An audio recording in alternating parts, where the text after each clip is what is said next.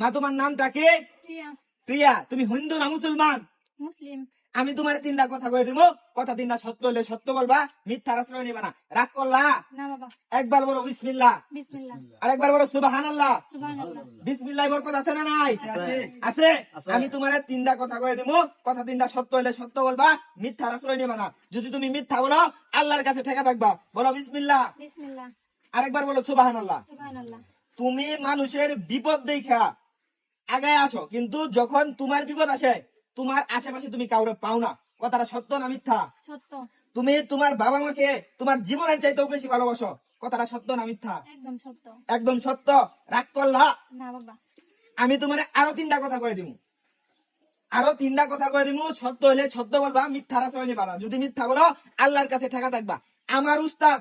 আমার উস্তাদ দীর্ঘ প্রায় 30 বছর কামরুক আমার সাধনা করে এই জ্ঞানটা আমাকে দিছে। আমি মাত্র আমার উস্তাদের কাছে ছিলাম 10 বছর, এক যুগও থাকতে পারি নাই। আমাকে পাঠা দিছে মানবের সেবা করার জন্য, মানে তোমাদের মতো যারা আছে তাদের শুধুমাত্র সেবা করার জন্য।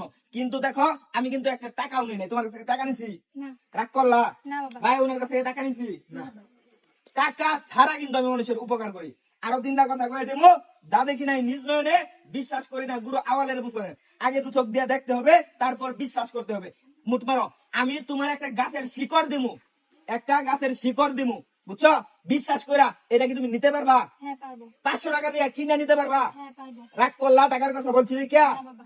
তাহলে বলো একবার বিসমিল্লাহ, বিসমিল্লাহ। আরেকবার বলো সুবহানাল্লাহ। সুবহানাল্লাহ। গাছের গুণ আছে না নাই? আছে। আছে। আমি তোমার একটা গাছের শিকড় দিতেছি, বুঝছো? এই শিকড়টা তুমি তোমার এই বাম হাতের মতো এখানে বাইন্ধা রাখবা।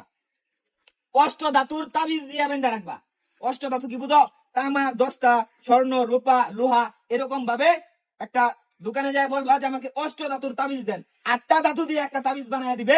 ওই তাবিজের ভিতরে আমার এই যে শিকড়টা দিমু, এই শিকড়টা তুমি বইরা এই বাম এইখানে বানবা। ঠিক আছে?